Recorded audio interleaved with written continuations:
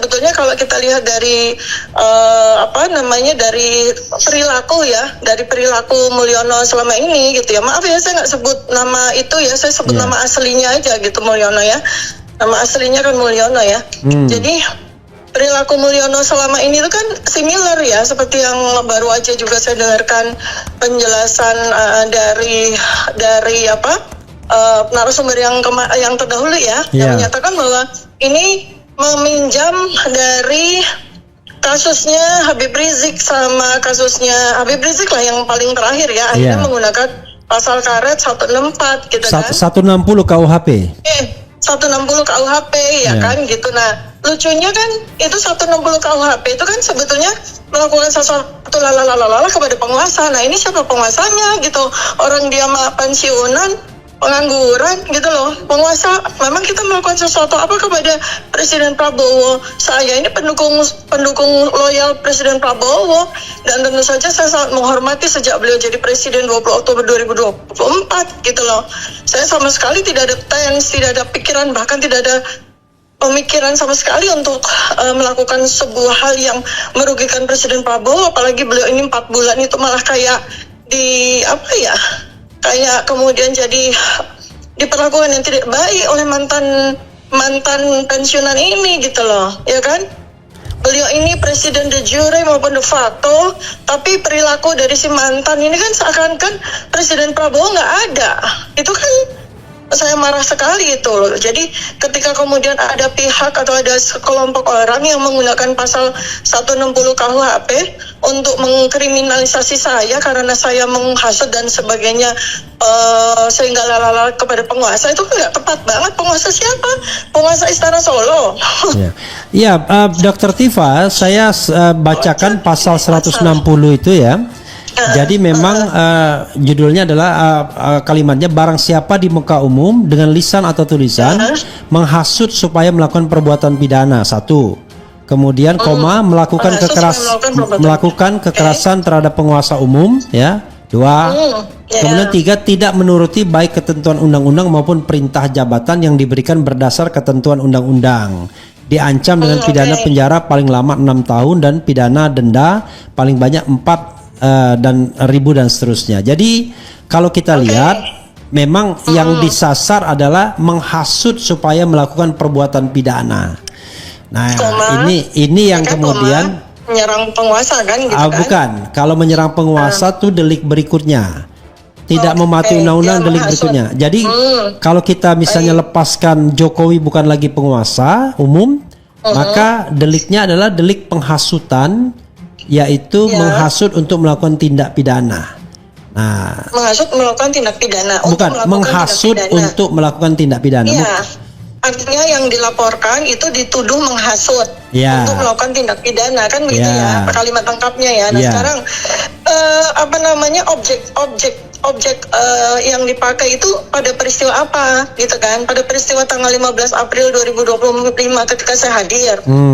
Dan ya, itu di situ kapasitas saya bersama dengan Dr. Roy Suryo dan Dr.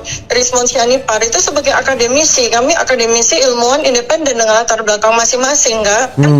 Ya, kemudian diminta oleh aktivis yang hadir pada waktu itu di depan kamar 109 Fakultas Kehutanan UGM untuk mewakili. Ya, karena 5 orang yang sedianya itu diterima itu belum hadir ya, karena ada musibah begitu kan.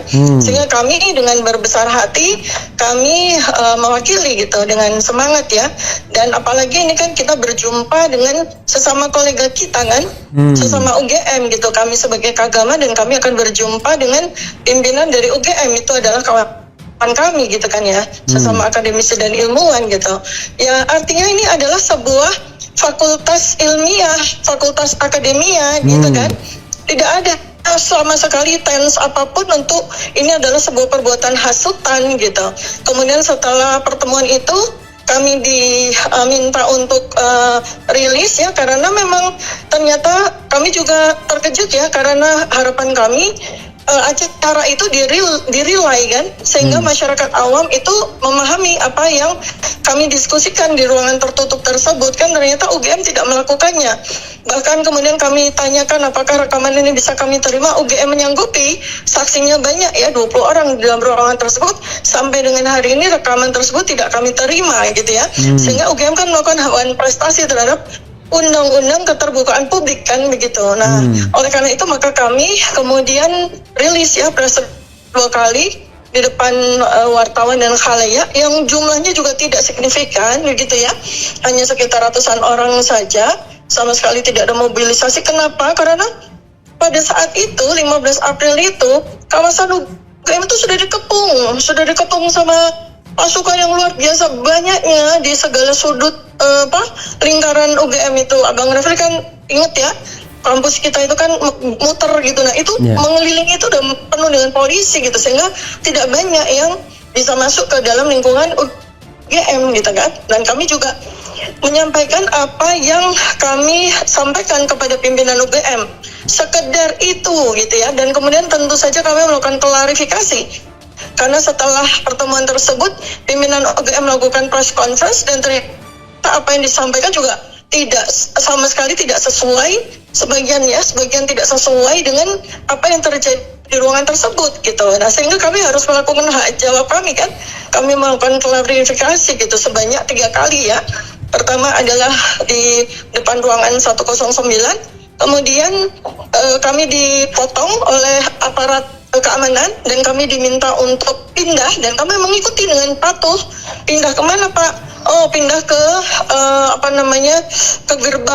ke gerbang UGM ya, pintu masuk UGM. Oke, kami ikut ke sana, kami digiring ke sana untuk melakukan pelanjutan dari press conference gitu kan. Ya sudah, kami lanjut di situ. Lalu kemudian sore harinya kami bertemu dengan tim TPUA ya, Pak Rizal Fadila. Kemudian mereka ternyata setelah terlambat itu mereka berhasil untuk melakukan pertemuan yang kedua. Jadi tanggal 15 April itu yang terjadi adalah 2 kali pertemuan gitu kan. Pak Rizal Fadila beserta dengan tim TPUA berhasil bertemu dengan Wakil Dekan Fakultas Kedokteran UGM, dan kemudian kami sore hari bertemu untuk press conference untuk menyatukan kedua diskusi tersebut di dalam sebuah press conference yang kemudian dirilis ya oleh teman-teman media ya, sosial media, YouTube ya, Sentara TV dan sebagainya gitu. Jadi di mana letak kami menghasut?